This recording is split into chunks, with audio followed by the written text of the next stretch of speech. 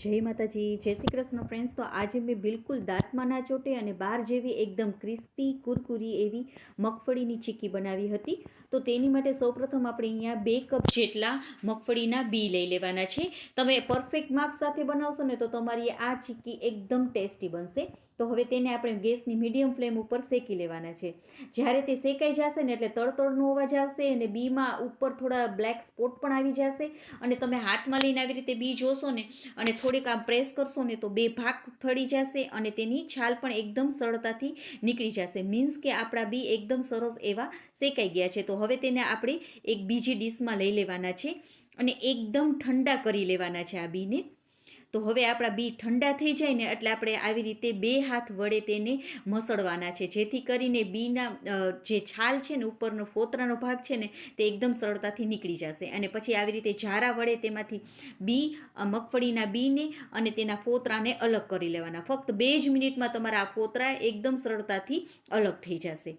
હવે આપણે એક ડીશ લઈ લેવાની છે અને તેને આપણે ઘીથી ગ્રીસ કરી લેવાની છે, ઘી લગાવી દેવાનું છે. હવે એક તવી પાછી લઈ લેવાની છે અને તેમાં આપણે 2 કપ જેટલો ગોળ લેવાનો છે. જેટલો તમે મગફળીના બી લીધા હોય ને, દાણા લીધા હોય ને, તેટલા જ તમારે ગોળ લેવાનું.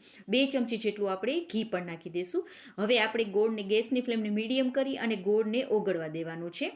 તો આપણે ગોળનો પાયો લેવાનો છે. પાયો જો તમે પરફેક્ટ લઈ લેશો ને તો તમારું આ મગફળીની ચીક્કી એકદમ ટેસ્ટી થશે. ગોળ મેલ્ટ થઈ જાય ને પછી ગેસની ફ્લેમને ધીમી કરી લેવાની અને હવે ગોળનો કલર ચેન્જ થાય ને ત્યાં સુધી આપણે તેને હલાવી લેવાનું છે. પૂરી પ્રોસેસમાં હવે તમારે ગેસની ફ્લેમને ધીમી રાખવાની, જેથી કરીને તેનો પાયો એકદમ સરસ એવો તમારે આવી જાય. તો જો ગોળનો કલર ચેન્જ થઈ ગયો છે અને એકદમ ડાર્ક થઈ ગયો છે. તો હવે તમને ખબર કેમ પડે કે પાયો આવ્યો છે? તો તમારે એક વાટકીમાં પાણી લઈ લેવાનું છે. નોર્મલ જે આપણે રેગ્યુલર પાણી વાપરીએ ને એ જ લેવાની અને તેમાં આવી રીતે થોડોક ગોળ જે ઓગળેલો છે તેને નાખી દેવાનું.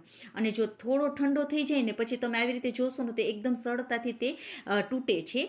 એકદમ સરળતાથી તમારે તૂટશે, એકદમ ક્રિસ્પી થઈ જશે ગોળ અને એકદમ આવી રીતે તમે કરશો ને તૂટી જશે. મીન્સ કે આપણો ગોળનો પાયો આવી ગયો છે. અને જો તમારે ન આવ્યો હોય ને તો થોડીક વાર વધારે હલાવી લેવાનું ગોળને. હવે આપણે તેના મગફળીના બી નાખી દઈશું અને તેને આપણે મિક્સ કરી લઈશું. ગેસની ફ્લેમને આપણે ધીમી જ રાખવાની છે. મિક્સ થઈ જાય ને પછી આપણે જે ઘીથી ગ્રીસ કરેલી ડીશ છે ને તેમાં નાખી દેવાનું છે અને તેને આપણે એક આખામાં ફેલાવી દઈશું.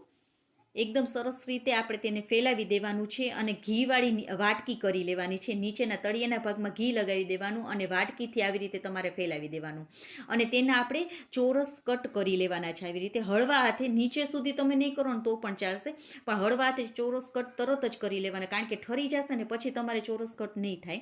તો અને 10 થી 15 મિનિટ પંખા નીચે આપણે ઠરવા રાખી દઈશું. તો જો એકદમ સરસ એવું આપણું આ ઠરી ગયું છે. તો હવે આપણે શું કરવાનું છે, એક બીજી ડીશ લઈ લેવાની છે. તો હવે તેની ઉપર આપણે જે ચીક્કી ફેલાવેલી છે ને તેને રાખી દઈશું અને આવી રીતે ટેપ કરશો ને તો એકદમ સરળતાથી તમારી આ ચીક્કી નીકળી જશે. ઠરી ગઈ હશે ને તો ફટાફટ તમારી નીકળી જશે. તો બહારની ચીક્કી ખાવા કરતાં તમે તમારા ઘરનાઓને, બાળકોને ઘરે બનાવીને જ ખવડાવો. એકદમ સરળતાથી તમે આને બનાવી શકો છો અને મારી આ સ્ટેપથી તમે બનાવશો ને તો તમારી આ ચીક્કી બહાર જેવી જ બનશે. અને હા, જો તમને મારી રેસિપી ગમી હોય તો પ્લીઝ લાઇક કરજો અને સબસ્ક્રાઈબ કરવાનું ના ભૂલશો. Okay friends, by.